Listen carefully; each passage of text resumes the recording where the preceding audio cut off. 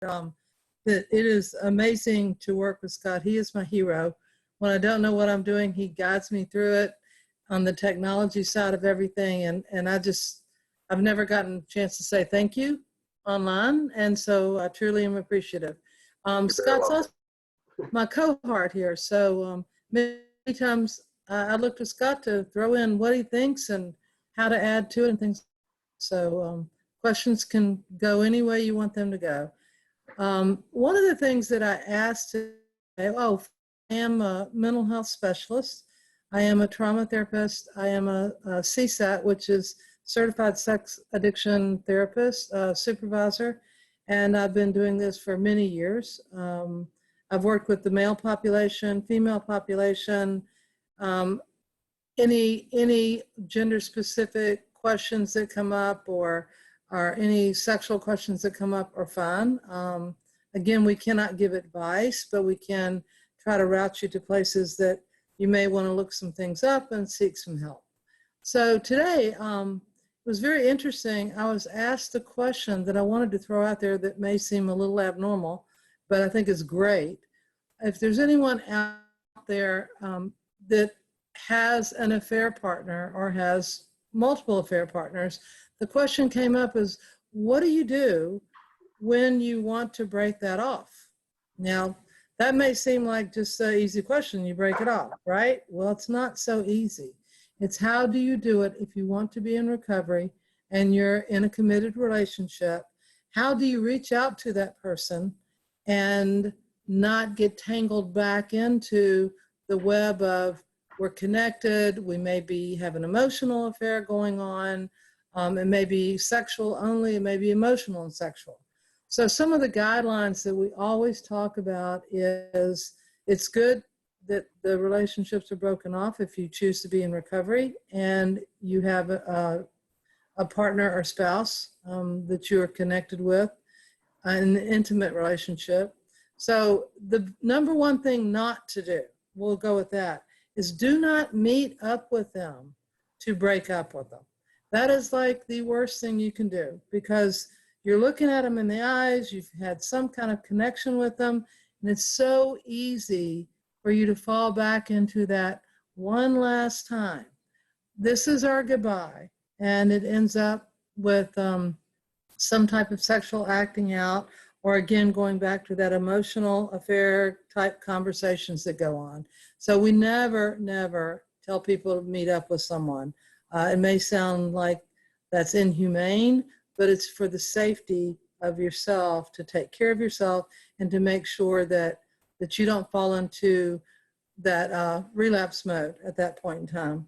Sometimes people will send what we call a disconnect or a breakup letter or to someone, as long as their spouse or partner knows that they're sending these things out, or your therapist knows, so that you have support in making sure that it's short, sweet, and that there's no trap doors. Trap doors for me means that, you know, thank you, I'm in recovery right now, and I love you, and I will always miss you. That's what we call a trap door. It's just better to say that I am in recovery and I can no longer participate, be associated in activities like this. Just the being honest part, but not into the love or romance part of things. Another thing is to make sure that you block the calls from someone, because there may be a reaction of, you know, please take me back, or you may decide to call. So we usually tell people to delete a phone number. So any spouse or partner that's listening out there, is that's the information that we have, and that we highly recommend, and we'll work with people, and many therapists will, to make sure that things are put on their phones or things such as that, so the temptation is not there. Remember, this is an addiction, and an addiction doesn't just go away. It will come back, and it may be in a moment of that it's your weakest moment or your saddest moment, and you to somebody, and that's why we say reach out to somebody that's in recovery, or someone that knows you and knows your behavior, so they can help you make the best decision and the healthiest decision for you.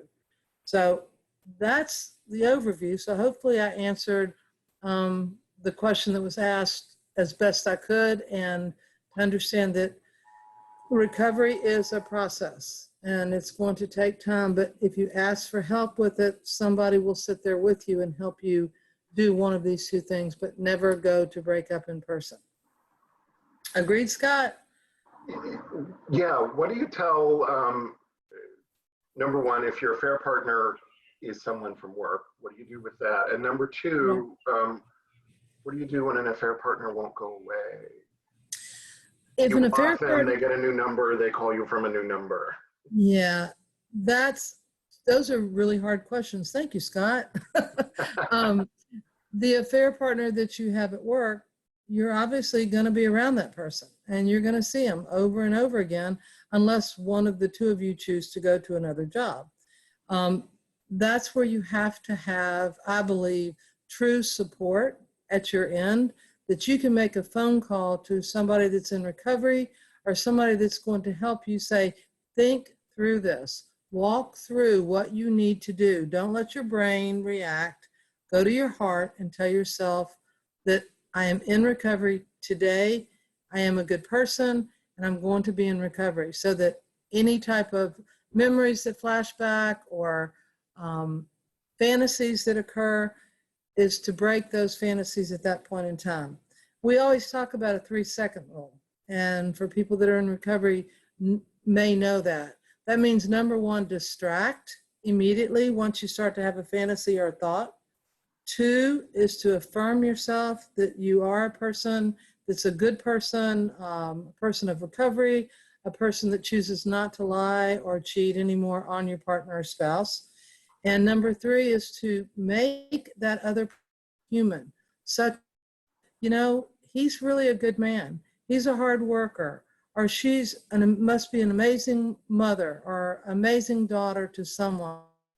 Humanize them so that you're not reaching out in an objectification way, and that's a much easier place to go to. But it's using that rule, and it's 1, 2, 3, and it's a practice that we work with our clients over and over again. So it's the first step, and also make sure you call somebody to tell them you're having urges so that they can help walk you through it. Agreed?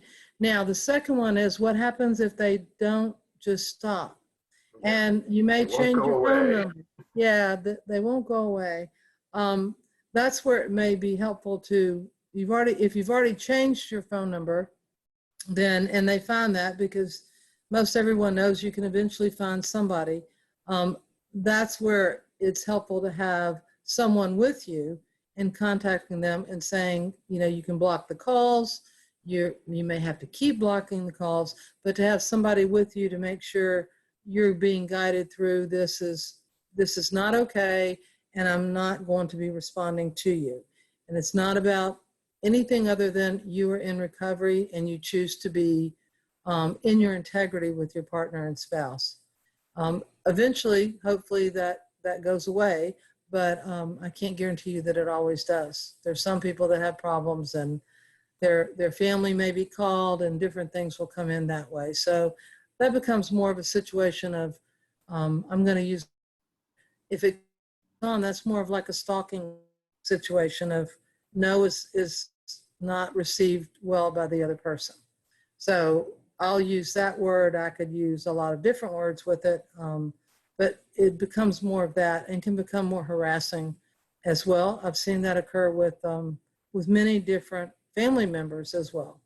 So be prepared when you're crossing into that zone of behaviors, that it's not something that may just end in the time frame that you need it to end. Yeah.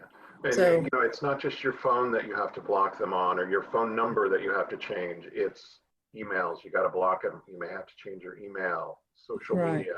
We're all very easy to find on social media, and some of us have to, kill an account so somebody can stop stalking them, essentially. Right. And then they'll stalk your friends. So it can be really difficult. And that means you have to sit down and go through all of your accounts. The ones that you go, well, I don't really hear from them on that account. No, it means any of the accounts that you're connecting with people, because usually more than one, where there may be a dating app site, it may be a site. You know, there's things that you have to do where you can block people that way. Or many times we suggest, if it's a dating app or things such as that, is that you totally disconnect from it. Yeah. Because there's no reason to go back to it if you're in a healthy, committed relationship. And cancel the credit card you used to pay for it. There you go. If you don't want to cancel a card, call the company to tell them you lost the card. They'll send you a new one with the new number. Right. So it can't automatically renew and do all those crazy things. Exactly. So hopefully that's helpful to someone and some people out there that can hear it. It's a very difficult situation, but it's one that if you want to be in recovery, it's one that has to be done. Yeah, and if you don't end your affair, your relationship will die over it. That's right. Yeah. So it's all a choice. Recovery is a choice. Doesn't mean that it's easy, but there is support to help you through it. And that's the most important thing to remember. Yeah. I want to pull, we got a question in the chat feature. I want to do this one first because I think it follows on what we just talked about. Can you define an emotional affair? Absolutely.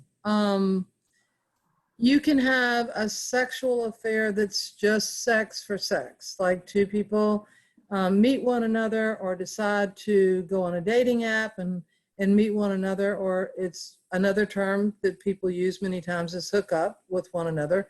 And it's just sexual. That's it. No intimate connection, no sharing of deep secrets or anything like that. It's just sex for sex.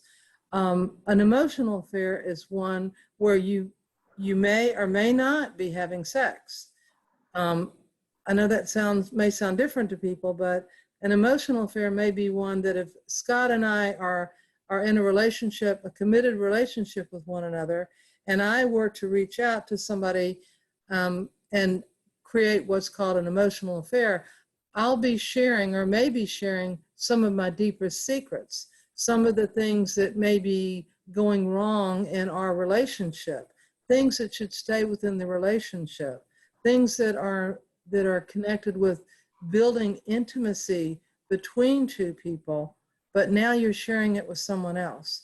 And there's a mixed bag of how that goes. I hear from many spouses or partners that the emotional affair was much worse than finding out about a one-night stand or sexual affair, because now you're sharing yourself with another person on your inside thoughts and feelings or about the relationship, negativity about your partner or spouse, and you're not sharing it with them. You may be telling them things that you've never shared with your partner or spouse, and that can be just as devastating as if somebody says, hey, Scott, I'm sorry, I was having sex with John Brown down the street, and that's enough. But to say that, and I told him all about us together. So not only am I sharing my emotional stuff, but I'm sharing my partner or spouse's emotional stuff. And that's breaking that bond and that integrity and honesty and intimacy in a relationship. It's about putting it out there with other people. So again, it can be just as harmful or even more so when that occurs. Yeah, I always use the walls and window analogy. If Karen and I are in a committed relationship, I should have a window into her soul, and she should have a window into my soul. But if I open a window into someone else's soul, I'm going to start walling up the window between Karen and I, and it's that soul exchange. It's the connection. The intimacy. It moves out of the primary relationship into a secondary relationship, even though the secondary relationship may not be sexual. Right. They tend to turn sexual over time. Exactly. It usually does turn sexual over time. And the other piece is, what you're looking for in a true relationship, again, is intimacy, not the intensity, but the intimacy with one another. And that grows year after year after year as you know one another better. And a true intimate relationship is about honesty and integrity with one another, not adding another person, so to speak, into the relationship by you bringing them in with your problems or your feelings or your emotions or your whatever, and using them for that piece of it. So you don't want to three people in a committed relationship. That usually does not work. So I like your analogy of soul. That was great, Scott. That is truly what it is. Let's get into our Q&A here. This is from a woman, I believe she identifies as a love addict, and she's started dating in sobriety. She's gone out on a handful of dates with the man. On our last date, I asked him what are his deal breakers. He completely evaded the question and talked about people's capacity to change. Then he directly asked me, would you date somebody with a history of sexual or physical assault? I was so shocked and uncomfortable, especially since I was in his car. I said no and shared with him that I'm a victim of abuse so that wouldn't be okay with me. I kind of went into freeze mode and then we arrived back to where I was parked. He never clarified or apologized or acknowledged that was inappropriate. I went home and got so upset and triggered. All my support people say 100% he has that record. I don't even think I will follow up to ask. It was all just so upsetting and not a great show of his character. What are your thoughts? It's a very wise set of friends that responded to that, is that for somebody to be bringing that up, either they want to clear it from the relationship and say, hey, this is my history, my past, and this happened 20 years ago. It's up to, I'm sure there's people that regret what they did when they were 17 or 18 years old, and now they're 30 or 40 years old and things such as that. But to bring that up on such a short time of dating, I'm glad he did, to be honest with you. I'm glad he was honest and put it out there. And sorry that you had to go through that freeze and that pain and that what I would imagine to be a lot of fear all over again. So I don't know what his intentions were, but in your heart, I believe it's going with what you know you're triggered by and what you know you don't want to be around. And that's a choice that you make. And I do believe that your friends were very wise. And I'm glad you reached out and asked them the question, so that you're good with yourself. If it triggers something within you, re-triggers a trauma event within you, then it's not a situation that you want to be in. So I think you did a great job with that, to be honest. Yeah, and we've talked about sober dating before. You know, we're going to go to coffee with a lot of people that are kind of frogs before we meet somebody who's a prince or princess, whatever we're looking for. So chalk this one up as a learning experience, and you know, and you know, I also love that you asked him, you know, a serious question about what his deal breakers are. I think that's a good thing to do around date 3 or 4. You know, what are you looking for? You know, that's that right. Yeah, so there's 2 positives that came from that date, is the courage enough to say, what are the deal breakers? I don't know that that's asked as many times as it needs to be. And that takes a lot of courage to be able to do that and to be able to express what your deal breakers are. Yours may be, you know, if it's a committed relationship, I'm the only one. And they may say, I can't do it. So I think that you did a great job in what you did, and you were courageous in your actions with it.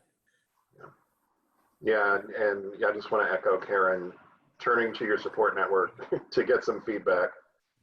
Absolutely. Whether it's a good date or a bad date or a mediocre date, talk to your support network and get some feedback. Exactly. They will see red flags that escape you, you know, and they may see good things that escape you too. So. And what we call a lot of times those initial dating, or maybe it's been dating for a while, is the limerence, the illusion of. It feels good. I'm excited to be going out with somebody and making some type of connection with them and all of that, but you still don't know them enough. I love it when people tell me, well, I spent 24 hours with someone and I really them. And I'm like, how can you know somebody in 24 hours? I mean, they have a lifetime behind them. And as far as in my own life, I mean, I find that I learn something new almost every day, that something's deeper, there's something else more to learn in a relationship with a partner or a spouse. So it's the limerence can blind you to what truth you need to know. Yeah. Okay, next question here. I recently got a couple of accountability partners. These are guys I met in sex and relationship healing drop-in groups. Love to hear that. That's the whole point. We've been calling or at least texting every day. At this point is a big positive step to try to actually be in touch with a friend every day. So I don't want it to get too heavy, but he's asking, is there a way to best use this daily call to get the most out of it? Please be specific if that is possible. Okay, so the last part of it, I sort of lost you on. So is it the He's question? got some accountability partners that he's in contact with every day. He wants to know how to get the most out of that daily call. So they're your accountability partner, which means you share with them what's going on with you, thoughts that are fantasies that you may have had, sort of like your check-in. And if you set up an agreement with one another of how, because that's a relationship too. I mean, that's a powerful relationship. You're asking somebody to help you and to help you see and be accountable for what's going on. So I would think a brief check-in with one another is, today I didn't have any fantasies, or today I saw someone that I just can't get off my mind. What do I do with it? Honesty is the key to all of that. It's just to be honest and know that you're not judged by your accountability partner, to be able to speak and tell your truth. That's why we're fortunate enough that Seeking Integrity name that we use is about, it's a process. It's not just one day you find it. You're always seeking to be in it. And your integrity, and get the most out of it, just be honest and open, tell the truth. And also it could just be a check-in of, today was great. I didn't want to go anywhere else. I didn't want to act out, but I want to share that with somebody because I'm excited. Today I'm sober and clean and I didn't act out. That's also a good thing to tell your accountability partners. With my sponsees, they know to tell me, am I sober? If I'm sober, what's the closest I came to acting out, or what, thought or action or whatever. And they always know that they need to tell me something they're grateful for today. And that's a good one. That's a great one. And they need a positive affirmation today about themselves. And, that's just our little format. And it works for us. And, I would ask that, try and come up with some kind of format. Like, we're going to hit this and then we can chat, but we're going to hit these important points to us. Am I sober? What's my closest thing to a slip? Right. And then whatever is important to you and your accountability partners. I'm a big fan of gratitude and a big fan of affirmations. I think affirmations are silly, but I love them. They work. Yeah. So, we do them. Affirmations, us addicts in the universe, we need, usually the self-esteem becomes very low. And it's really important to learn how to give yourself an affirmation, which is one of the harder things to do, almost as hard as picking a phone up, isn't it? But to give yourself an affirmation that today you are an amazing person. You are anything that you believe you are. I will always say with action is to give yourself an affirmation of a direction you want to move in to believe. So that's also can be reaffirming that I am moving in that direction. So I think that's a great pattern. And I do think that little check-in process opens it up, gets you to the core of some things quickly, and then you can discuss any other things that come up. Yeah, a lot of times I find what we end up discussing is either what they're grateful for or what their affirmation is, because when I'm saying an affirmation, it's because I don't believe it and I need to hear it. And we give each other, you know, kind of feedback and positive, like, yes, you are an amazing person. You know, Yes, here's you are. why. Yes, Um, you are. yeah. And that's important. Many people grew up never hearing anything positive about themselves. They would hear the negative or they wouldn't hear anything. And so it may sound a little quirky when somebody says, give yourself an affirmation. It's like, I don't even know what an affirmation is. I Yeah, have can you no explain what an idea. affirmation is real quick? And maybe give an example. Well, again, it's something that what you can believe in yourself and you want to reaffirm that. Like, I'll say one personally, I am a good mother and I'm proud of that. Proud of that.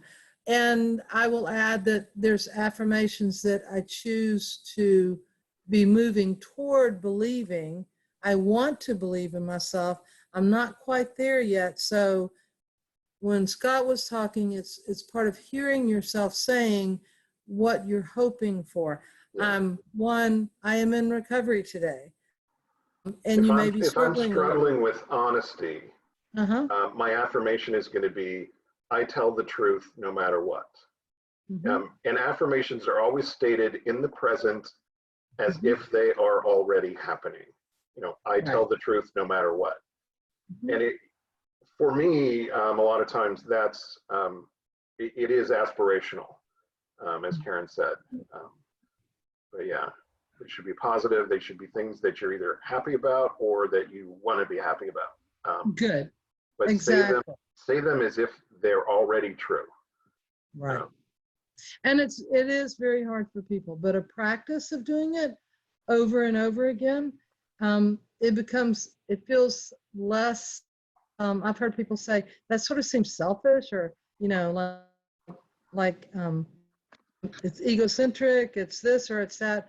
No, it's helping us change how we see and believe in ourselves, and it's definitely something that in recovery most people need to have, is to share something about what they believe in and to change that whole old pattern of thinking that was probably buried in there a long time ago. So great question. Yeah. This next one comes from the guys at our treatment center. Hi, guys. What do you do if you see an affair partner / qualifier in person unexpectedly? How do you handle the situation? Make sure that you're not engaging in that process.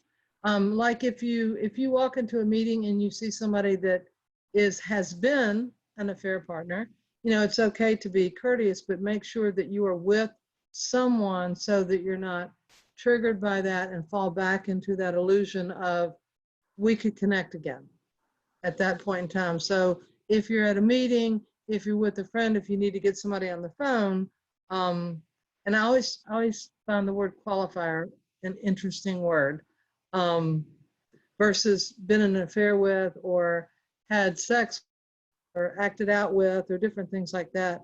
That's just my thing. I try to make everything very human based. I think that's very important. But it's don't engage if you are in early recovery. Do not do the dance at that point, because it's going to trigger memories and bring up things in you that may just push you across the line. So, call somebody, reach out to an accountability partner, something like that, and process it later. But I suggest early recovery is never engage in that process. You're too vulnerable at that point in time. Yeah, good to have numbers in your phone for that emergency call. And even calling somebody who doesn't pick up and you just leave a message is usually enough to break the spell. I personally will share this event that I had something that was pretty drastic that happened on a Christmas day. And the only thing I could remember was use the phone and dial a single number in my phone book. I promise you, and left a message, just tell me no, just tell me no. No one answered. But by the time I got to the end of that, I'd heard myself say no enough that it was like, okay, I'm good. And I was very grateful that I had been taught that by my sponsor a long time ago. So just hearing yourself saying it, whether they answer or not, but say it out loud is really important. Yeah, I agree. So next question here, should men work with men and women work with women in recovery, even if one is a lesbian? I don't know if this is a sponsor question or a therapist question or both. So, Well, a therapist question is, I think that as long as everyone has ethical boundaries set, that it's up to you who you choose to be your therapist, whether it's male or female. I know that, you know, some people, it doesn't matter. Some people, it may be good if they're, you know, if it's a therapist then you can be honest with, that doesn't matter what or who they are. It's more important that you can be honest with them and talk to them. And if you find yourself going, you know, I thought about you, okay, be honest and say it. That's the best way. Because again, if it's an ethical relationship, therapeutically, nothing's going to come from it. It's an acknowledgement of the truth, and you work with it and you move on. So that's important. If it's a sponsor, that's a different ballgame. Remember, when you're working with your sponsor, you become very, or hopefully become very connected with them, where you're sharing your feelings, your heart, your soul, your fears, everything. And many times that can be misconstrued by one or the other persons. And I've seen, I don't know what your belief is, Scott, but it depends on the time. I think of, if we're talking sponsors, is if you're going to work with somebody that is of the same sex and you're attracted to that person, then you need to make sure that is a person that is really in recovery, or that they'll help you find somebody else to work with you, so that you're not, it's just too easy to feel like they really understand me and they must love me. And I think that gets confusing a lot of times. They love you, but not in the same way that you may be thinking about. Does that help? yeah, the advice I always give to people looking for a sponsee is find someone who has what you want in terms of life, but not somebody you want to sleep with now or ever. There you go. It just creates, so many people relapse because you know, whether it's in sexual recovery or chemical recovery, you know. Yeah, there's I always say it's what I've seen many times in the room. If you've been in a program, you've heard the word 13-stepper. And remember that everyone that goes to a meeting does not have to be somebody that is actively in their recovery and the best recovery they can be in. They may be there because they have relapsed and they're looking to connect with another person. And a lot of times they look for the newest people in the rooms. So have you run into the same thing, Scott? I've seen it way too many times. Oh, yeah. And usually it's disastrous. It's not what someone early in recovery needs to have. And definitely I always ask the sponsor is, do they have a sponsor? You know, are they going to meetings? Are they doing, or, you know, attending webinars and things such as that? And do they have a sponsor? Because that's who you're looking for. Yeah. Yeah. We're going to follow up to our question about sober dating, about the guy who decided to move on from it, sounds like. And the question is, what would you recommend if this man contacts me? I would recommend that you have already made a decision that he's uncomfortable to be. The red flags are going off and warning signs are going off inside of you. And if that's the case, then I would not make contact with him. I would not return contact. I'd work with my therapist or my sponsor or people that can help me. Remember, your alarms go off in your body many times before they do your brain, that says, this is not safe for me. This is not safe. Doesn't mean the other person is a bad person. It just means they're not the person you need to be around at this point in time in your life. So pay attention to the warning signs and say no. Okay. Oh, sorry, I was typing something. Next question here. I've been struggling with crystal meth use in recovery for the last 4 years with chronic relapse. It seems that many times it starts with me reactivating or creating a grinder slash brush slash, these are hookup apps for gay men. Right. Even knowing that, I still do it. Like tonight, I reactivated a profile just out of curiosity. Curiosity. Good. Interesting word. Yeah, and then deleted the profile 10 minutes later, but many times it leads straight to use. Why do I keep doing this, and how can I ultimately stop this behavior?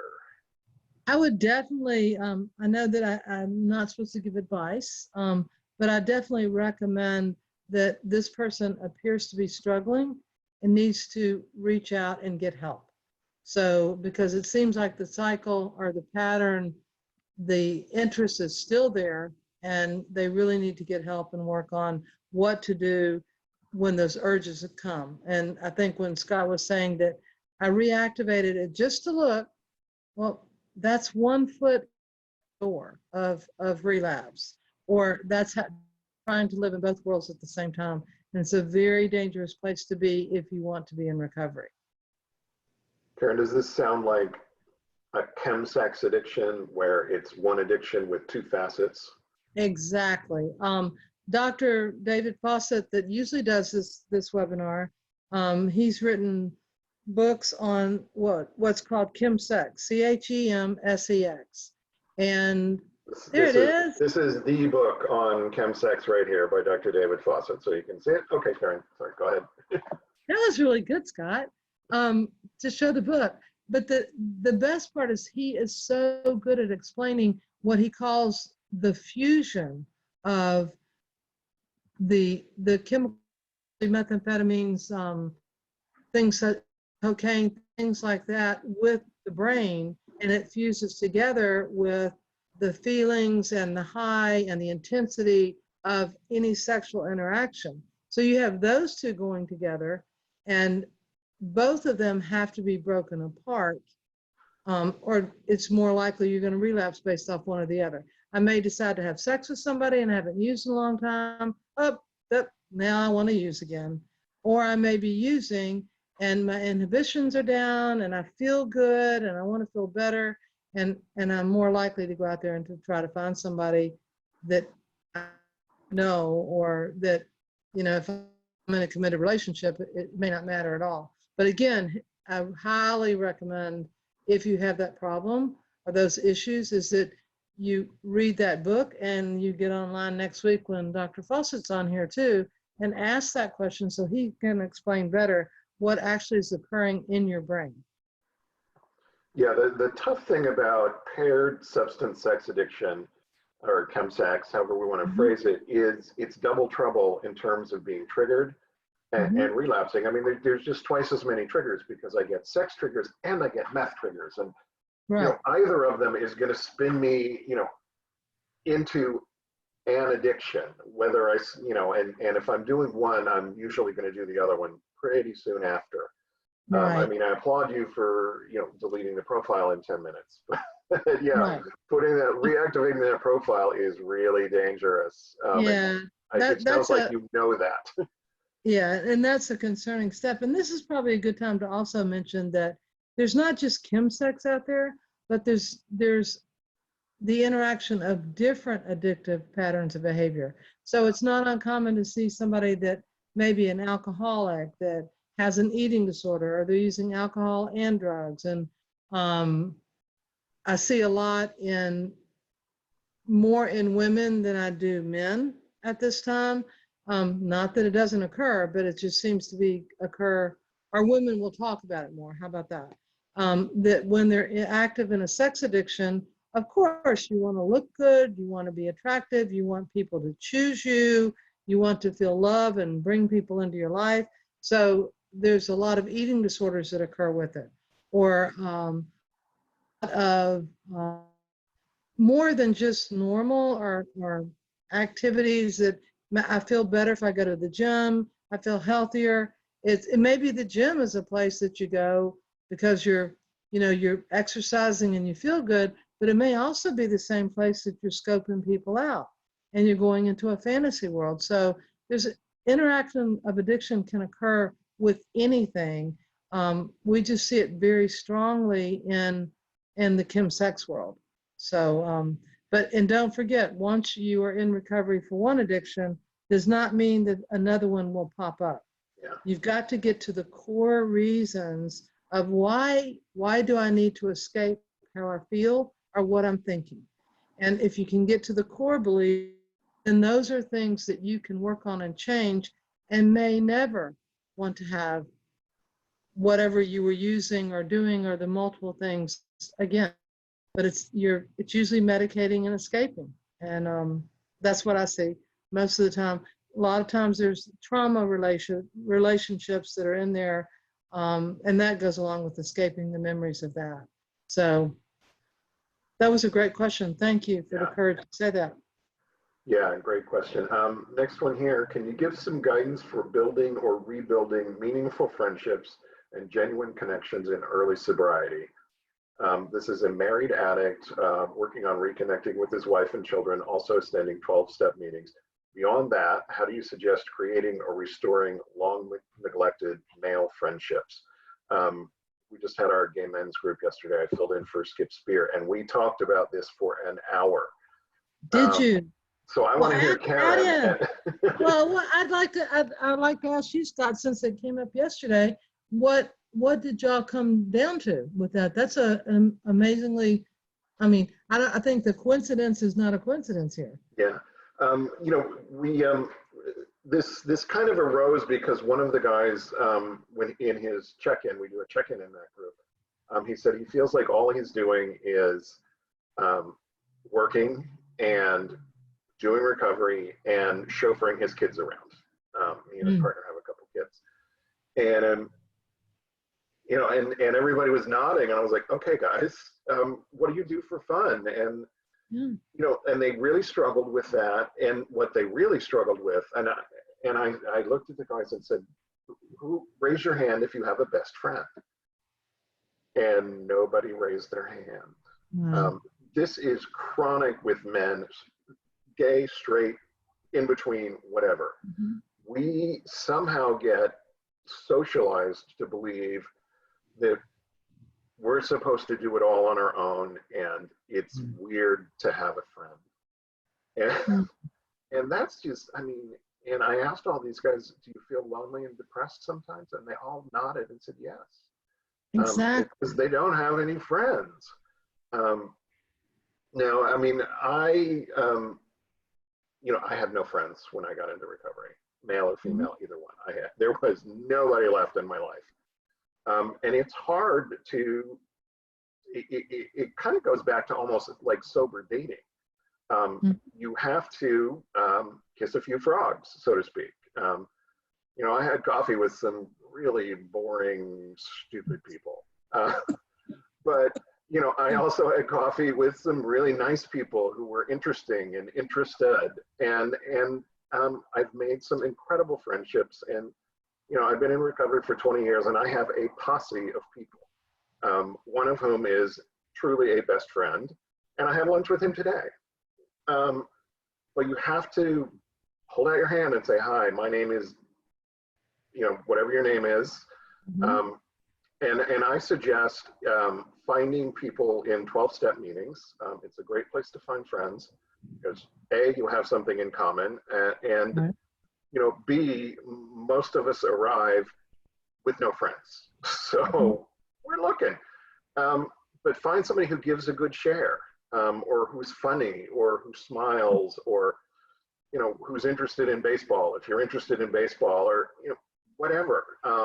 And say, hey, there's a minor league game on Thursday night. Do you want to go? Right. And I think, sometimes people will say yes, sometimes not. But you know. I think that the one of the sadder sides of anyone that is in any type of addiction is the window of your family, of your friends, of your whoever, it closes. We push them away. They may be friendships and people that we've loved dearly forever, but we've pushed them away so they don't know what we're doing. Or we isolate. That's a good one, especially if somebody's using porn. So you close that circle, and then you have you, and that becomes your best friend. That is your best friend. That's your go-to. And then when that needs to end, when you decide to make a change in your life and have that end, you know, there can be a lot of judgment inside. What if I call Scott and say, hey, Scott, I haven't talked to you in a year, and I'm sorry, I miss you. Probably already knows that there was something going on and knows and could see, but I wouldn't listen to him. So there's some people out there like that, but I do agree with you. The easiest and best way to start is to start in a 12-step circle, or if you're in a group, a men's program or a female program with your therapist, is to start with people there that you can start remembering and learning how to create a relationship. What looks healthy? How do I share? Oh no, the word feelings comes into play. But I will say that one of the things I love most about being a therapist working with addicts of any type is usually when you see the magic of bonding that occurs and just the relief that comes over people's faces when they realize they're not alone and there's somebody else that's done the same things and felt or feel just as bad, is that healing can start right there. So it's moving it to another circle. So if there is no one, start with a 12-step meeting that you connect with and go from there. Yeah, but join a softball, join the softball team at work, or there are all kinds of social clubs. Front Runners is a group for gay men who like to run, although in Palm Springs it's a retirement community, so we call them runners. But and people move here, they retire, they move here, and they meet friends that way. You just you kind of but you have to put yourself out there. That the world will not pass to your door. Yeah, that's the biggest part. And people may find friends that they left behind, as I call it, because they didn't want to be found out. They didn't want to be judged. They may find it if they are in any spiritual connection, whether it's a formal thing or not a formal thing, where there's been people there that they've probably been waiting for you to reach out, waiting to say, I'm here. If they're true friends, they're going to be there to help support you. They may not understand, or they may understand. I mean, they could have had the same problem. But it's you've got to make that step and make yourself known that I'm here and I want to connect. So I agree. The next question here is parameters for healthy sober dating, basically. Number one is honesty, integrity. You need to be, I don't mean it that way. I strongly recommend that you get to know one another as human beings first. Even though all of the sexual things come into play and you may have thoughts and ideas, because we're sexual beings, we're born this way, but not to act on those until you're really in a relationship with somebody. When I talk intimacy, that's what we're talking about, is where you're honest and where you can start sharing things about yourself. And to start sober dating is about sharing your heart with somebody, sharing your thoughts. What do you like? What do you love to do? What are your passions? What are your dreams? But not having sex be part of it. And starting to build a healthy relationship that way, doing things together, that you may never have done or may be interested in doing. I mean, Scott talked about softball or going to a game or a movie, doing things together that doesn't involve being sexual with one another. Yeah, from a dating standpoint, if you're going to date somebody, you should have some sort of physical attraction to them. And they should be at least a 7 on your 1 to 10 scale. Yeah. Because if you're going to have a romantic relationship, that's probably part of it eventually. Yeah. Parameters for sober dating, my take on it is have a plan. Know what your goals are. Here's what I want from sober dating. I want this kind of a relationship, or I just want to casually date so I can learn how to date. And then I'll worry about it really. Know what your goals are, run them past your peeps, get some input, and then create a plan. Dr. Rob always recommends the traffic signals plan. Red lights, these are just the red flags, it's over. Then there's yellow lights, and then there's green lights, which are having things in common. Yellow lights are things like, tends to show up late without calling, or doesn't introduce me to his friends, or, and red lights are, no job, still living with his ex, things like that. Red lights, yellow lights, green lights, and then also have some rules about being physical, not until the third date, first date, meet in a public place, we both take our own car. Second date, maybe we go someplace a little more private, but we still take our own car. Maybe the third date, progress. And this is how normal people do it, by the way. I know, and it's like that must sound weird to a lot of people, and it did. But I love the fact that you bring up, make sure you take separate cars, because if you find out on that first or second date that this is my warning signs go off, you can leave and you don't have to be stuck in a situation, nor does the person may know where you live, because you may not want them to be following you to your house or things such as that. Make sure that if it's early on dating with somebody and you're very concerned, that someone knows where you're going. Yeah. That a friend, a sponsor, somebody that I'm clearing it, I'm going to go out on a date, this is where we're going to meet. Make sure that you don't keep that a secret and you let them know. So in case you have any concerns, and let them know, hey, can you be available in case I need to call you if something comes up? Things like that.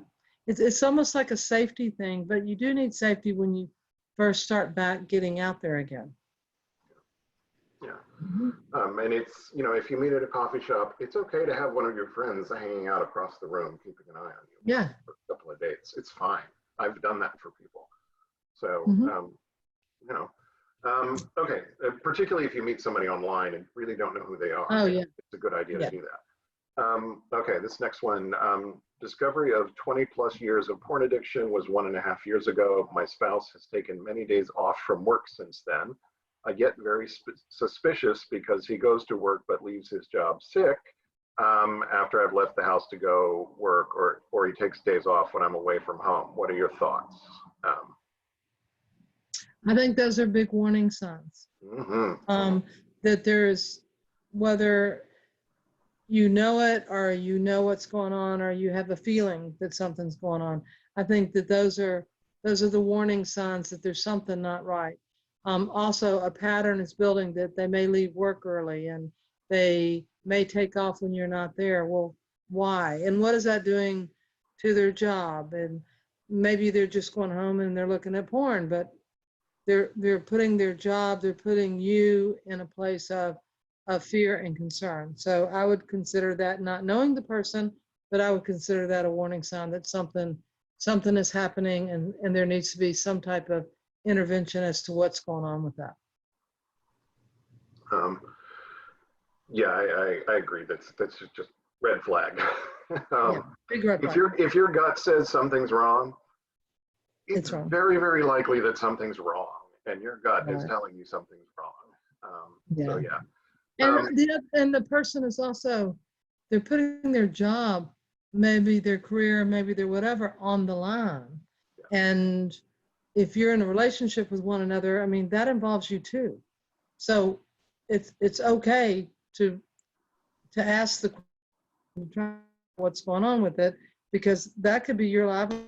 That could be, your children's way of having clothes and food and things such as that. So, again, your gut is yelling out there's something wrong, to ask the question. Yeah, and if he gets defensive and blamey and justifies, those are forms of denial. Addicts, we live in denial and we believe our bullshit. We do. And we expect you to believe it. But you don't have to. Right. If your And BS detector's going off, listen. right. And I mean, that's huge what you're saying, because a lot of times in working with spouse partners, it'll be, I thought maybe something, but he would always get mad or she would always get mad if I asked them. And I said, yeah, that is typically an addict's way of, let's just say, let's create a fight and then escape. So I'll create a fight and say, see, you're doing it again. I'm going out for a while. And that's not like I'm going to take a time out and sit on the front porch. That means I'm going to go out. And the addict themselves may be the one that's creating the argument, just so that they can't escape. It's a well-known tool to use, and it can be very effective. So I'm not saying that everyone out there does that, but if you do, you do. Yeah. We're running out of time here. We got several questions left, but I'm going to take the next one in line here. It's about the short and long-term effects of masturbation addiction. So what are the short and long-term effects of masturbation addiction? Some of the short-term effects are one, well, first of all, you always have to rule out, make sure that nobody is moving to a place of self-harm, because that can occur. Number two is I will get a phone call from someone that says, I have an erectile dysfunction, and I'll go, are you looking at porn and masturbating? How many times are you doing this? How often are you doing it? Because you're not able to show up for your partner or your spouse, and that's why I get the call, because they're complaining. And I'll ask those kind of questions because, if you're not with them and you're masturbating and looking at porn, then can you be present and be sexual with them again that night or that day or whatever. Long-term effects are, I always believe this, is that we know our bodies, we know what pleases us and what works for us. Our partners or spouses may not know as well as we know what works, so to speak, and is pleasurable. If you're not talking about it, they can never know. And again, that's keeping the intimate relationship separate. It's okay to talk about sex. It's okay to say, I like this and I don't like this. I find many people that they will finally say to their spouse or partner, that hurts me, or I don't like that. But it took years and years to be able to say it. And it started creating, a breakdown in their relationship. So that's what I've seen so far. And people that come in and say I have erectile dysfunction and they're 21 years old, it's like, okay, so has the doctor ruled out anything? Have you been honest about what's going on? And I will ask about how often it is that they masturbate. Yeah. Masturbation is not a negative event. It's a human event. If it causes a disturbance within you, if it's against your spiritual or religious belief and causes a disturbance, then it's not okay for you because it bothers you. But otherwise, there's no judgment around or right or wrong. You have to know how that fits for you. But there can be a cross in which it becomes very harmful to your relationship. And both men and women can experience sexual dysfunction related to masturbation and related to porn and masturbation. Right. Women have started. We get the mental disconnect. I mean, this is the sexual organ. And when we're disconnecting from our real world partner because of porn or because of our fantasies that we masturbate to, that are, spinning around in our head 100 miles an hour, just this lovely person that we really care about in front of us isn't enough. And that's why this happens. Mm-hmm. And we hear that many times. And one of the things I was going to say is, quite a few years ago, women usually did not say, hey, I look at porn and I masturbate a lot. Now it's much more common to hear that because it's more acceptable to be able to say out loud in a safe group of, this is what one of my problems are. And then, why do I need anybody else sometimes? It's like, I'll just isolate from the world. So good question. Yeah. Thank you, everybody. We've run over a couple minutes already. Well, Great questions tonight. We didn't get to all of them. Save them for next week. Dave will be back. I'm sure Karen will be back here at various points. yeah. So you want to Thank y'all for letting me be on tonight and be with you. I truly appreciate that. And if we can ever help, just let us know. Okay? Thank Thanks, you. everybody. Bye.